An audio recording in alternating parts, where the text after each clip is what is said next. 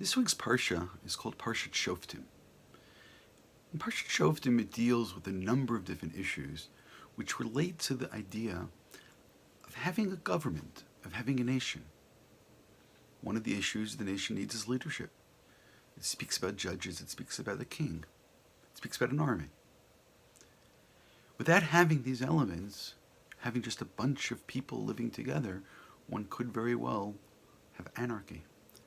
So therefore the Torah speaks about the various different elements, and there are some checks and balances which we find. But it starts off with Shoftim and Shotrim, that we need what we could translate probably most easily as judges and police, in order to keep the peace, in order to create justice, in order to make sure we have justice. And just to focus on that, the Torah then says, in a term which is really strong, tzedek, tzedek, tirdof.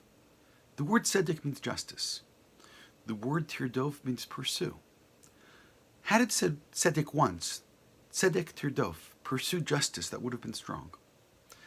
There's apparently an added emphasis when it says tzedek, tzedek tirdof, which could be greatly pursue justice. There are those who see that the double language, that tzedek, tzedek, justice, justice pursue, is a possibility of having two different types of justice.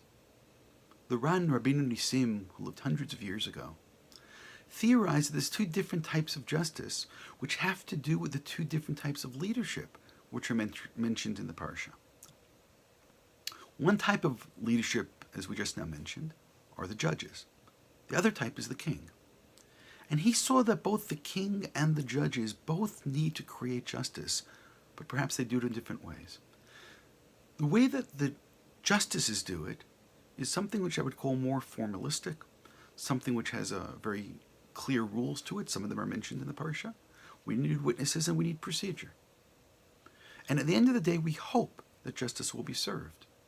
Although we know that the way justice systems work, there are times that one follows all the rules, yet it could be that the person who is guilty finds themselves walking free, because there wasn't proper warning, or there wasn't proper witnesses, or there wasn't knowledge of what took place, which really is what happens at the very end of the Parsha when we have an unsolved murder, because there weren't witnesses.